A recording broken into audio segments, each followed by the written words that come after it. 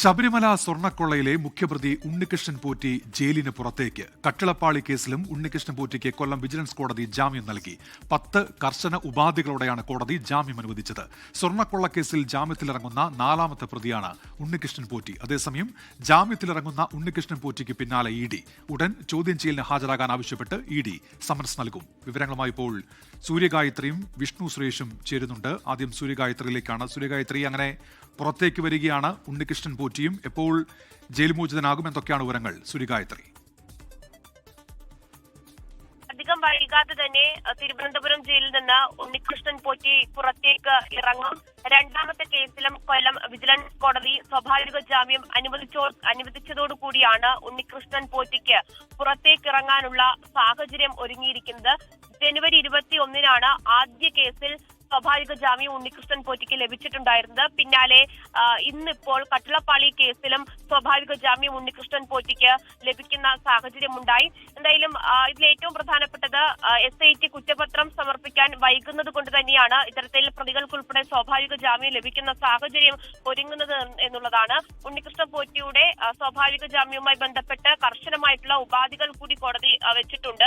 പത്തനംതിട്ട ജില്ലയിൽ പ്രവേശിക്കരുത്, അതുപോലെ തന്നെ ആഴ്ചയിൽ 2 ദിവസം ചൊവ്വ വെള്ളി ദിവസങ്ങളിൽ അന്വേഷണ ഉദ്യോഗസ്ഥർക്ക് മുന്നിൽ ഹാജരാകണം. അന്വേഷണത്തെ ബാധിക്കുന്ന തരത്തിൽ ഒരു ഇടപെടലും നടത്തരുത്, പ്രത്യേകിച്ച് സാക്ഷികളെ സ്വാധീനിക്കുന്ന തരത്തിലുള്ള ഒരു ഇടപെടലും നടത്തരുത്. സംസ്ഥാനം വിട്ട് പുറത്തേക്ക് പോകരുത്. 2 ലക്ഷം രൂപ വീതമുള്ള 2 പേരുടെ ആൾ ജാമ്യം നൽകണം തുടങ്ങിയ കർശന ഉപാധികളോടെയാണ് ഉണ്ണികൃഷ്ണൻ പോറ്റിക്ക് കൊല്ലം വിജിലൻസ് കോടതി ഇന്നിപ്പോൾ സ്വാഭാവിക ജാമ്യം അനുവദിച്ചു നൽകിയിരിക്കുന്നത്. കൂടാതെ ഈ വിധിയോടൊപ്പം കോടതി പറഞ്ഞ പ്രധാനപ്പെട്ട കാര്യം സ്വാഭാവിക ജാമ്യം ഉണ്ണികൃഷ്ണൻ പോറ്റിയുടെ അവകാശമാണ് എന്നുള്ളതാണ്. സ്വാഭാവിക ജാമ്യത്തിൽ പുറത്തിറങ്ങുന്ന 3ാമത്തെ ആളാണ് ഉണ്ണികൃഷ്ണൻ പോറ്റി. സ്വർണ്ണക്കൊള്ള കേസിൽ പുറത്തിറങ്ങുന്ന 4ാമത്തെ ആളാണ് ഉണ്ണികൃഷ്ണൻ പോറ്റി.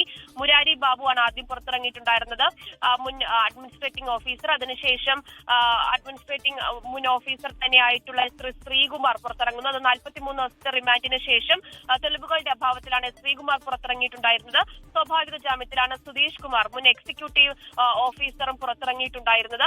പിന്നാലെ 1ാം പ്രതി ഉണ്ണികൃഷ്ണൻ പോറ്റി പുറത്തിറങ്ങുന്നു. ഉണ്ണികൃഷ്ണൻ പോറ്റിയെ സംബന്ധിച്ചിടത്തോളം SIT ഏതായാലും ഉണ്ണികൃഷ്ണൻ പോറ്റി കൂടി ഇപ്പോൾ പുറത്തേക്ക് വരികയാണ്. സ്വാഭാവിക ജാമ്യമാണ്. 90 ദിവസമായിട്ടും കുറ്റപത്രം നൽകാത്തുകൊണ്ടുള്ള സ്വാഭാവിക നടപടി.